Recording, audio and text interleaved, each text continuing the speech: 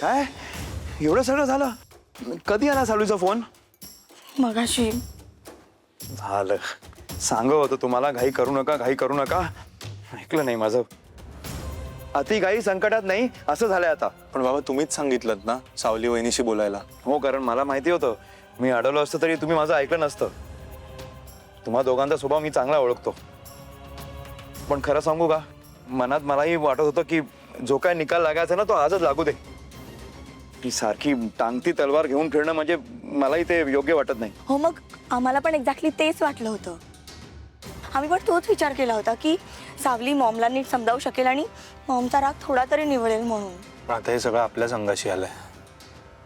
बाबा सावली वहिनीच्या आवाजावरनं तिकडे नेमकं काय झालं असेल ना याचा अंदाज आलाय मला.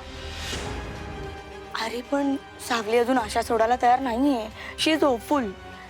उलट तीच म्हणते की मॉमचा राग थंड झाला ना की पुन्हा एकदा विषय काढूयात म्हणून.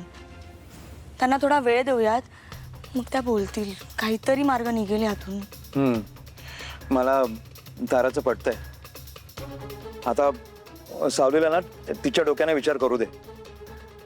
तिला सारखं हे करू नका, हे करा असं सांगून प्रेशराईज करायला नको. कारण माणसं ना प्रेशरमध्ये चुकीचा निर्णय घेतात, जेणेकरून गोष्टी अजून बिघडतात. हो बाबा, मलाही पटतंय तुमचं. राजदादाच्या बाबतीतही असंच झालं होतं. म्हणजे राजदादाने खूप मोठ्या चुका केल्या होत्या, पण मॉमने त्याला फायनली माफ केलं. फक्त काही वेळानंतर ताराच्याही बाबतीत असंच होईल. फक्त थोडा वेळ जाऊ दे असं मला वाटतंय. मॉम ताराला नक्की माफ करेल. सावली मॅडम, काय आजचा मेन्यू? वहिनी, तुम्ही किचन मध्ये का आलात? आजच प्रवास करून आलात ना, मग आराम करायचा ना. खूप आराम केलाय मी. तिथे काय काम होतं मला, आणि आता प्रवासात सुद्धा मस्त झोप झाली आहे. उलट आता झोपले तर रात्री डोळे ताणते. तुझ्यापेक्षा जास्त फ्रेश आहे मी आज. दिसतंय तुमच्या चेहऱ्यावरून.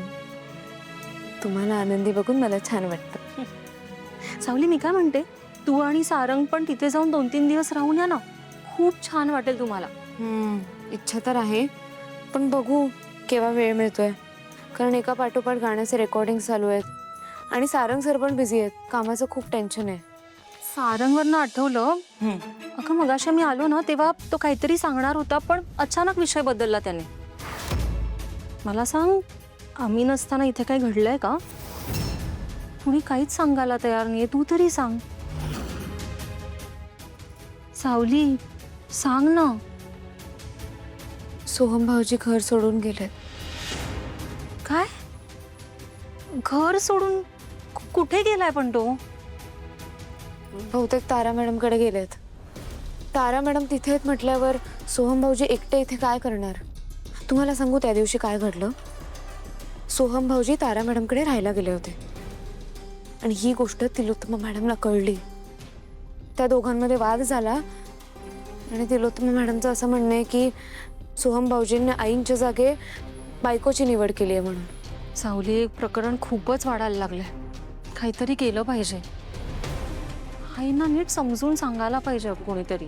प्रयत्न केला वहिनी, म्हणजे मी आणि सारंग सर बोललो तिलोत्तमा मॅडमशी. पण त्यांनी ठामपणे नकार दिला. त्या कोणाचाच ऐकायला तयार नाही आहेत. मी एकदा प्रयत्न करून बघू का? आईंना शांतपणे बसवून सांगितलं ना तर त्या नक्की विचार करतील. कारण मला माहिती आहे त्यांच्यासाठी या कुटुंबापेक्षा मोठं दुसरं काहीच नाही आहे. हो वहिनी, कदाचित तिलोत्तमा मॅडम तुमचं ऐकतील आणि आपलं कुटुंब पुन्हा एकत्र येईल. मी नक्की प्रयत्न करेन.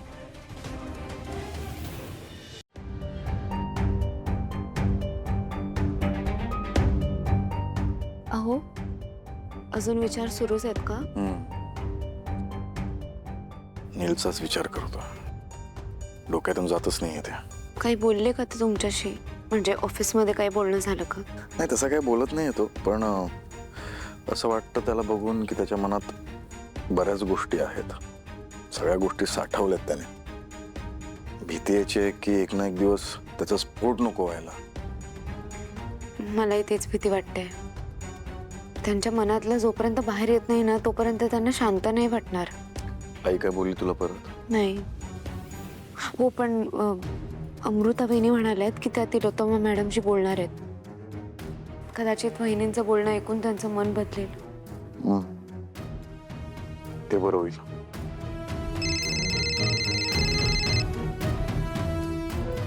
जगन्नाथजींचा फोन. हॅलो जगन्नाथजी, काय झालं एवढ्या रात्री फोन केलात? अगं काही नाही, सगळं व्यवस्थित आहे. मी यासाठी फोन केला, उद्या माझ्या लेकीचं श्राद्ध आहे.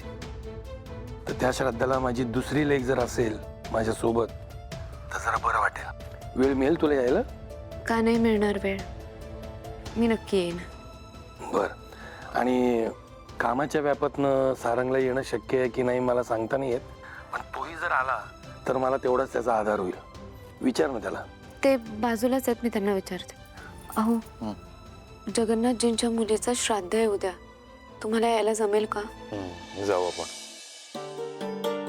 जगन्नाथजी, आम्ही दोघेही उद्या सकाळी लवकरच येऊ, तुम्ही काळजी करू नका. थँक्यू. बाय. Good night.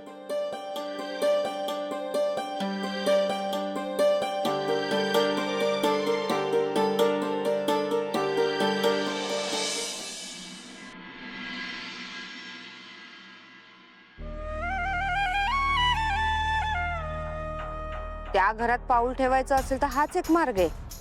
सावली आणि सारंग साहेब तर मला त्यांच्या सावलीलाही उभं करणार नाहीत.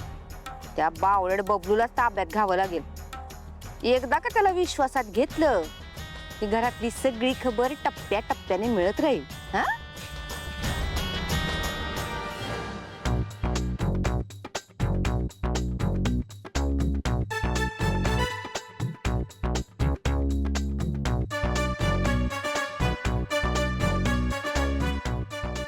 बबलू.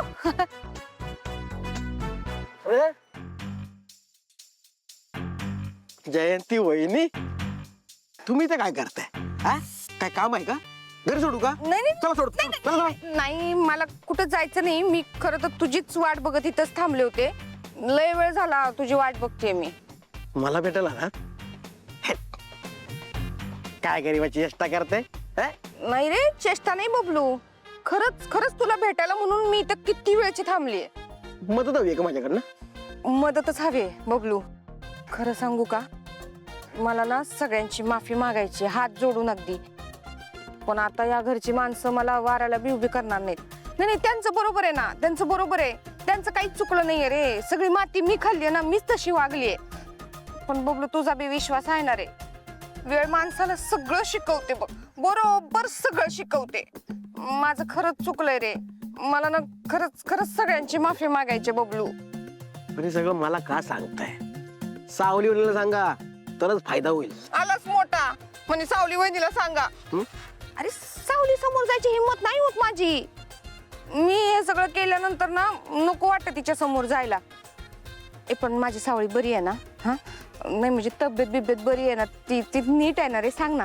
सगळं ठीक आहे, छान आहे, उत्तम चाललंय. आहे ना? मग घरी असेल का ती आता? हा नाही म्हणजे आलेच आहे तर बाहेरनच फक्त बघून जाते तिला, बाहेरनच. हा नाही, सारंग दादा आणि सावली वहिनी घरी नाहीयेत.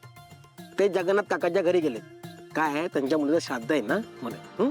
अच्छा, ते घरी नाही आहेत का? हा. तारा तारा तारा असेल ना घरी? नाही म्हणजे आमच्या लेकीला घेतलं की नाही घरी परत? हा घेतलं की नाही? नाही आले. नाही आली?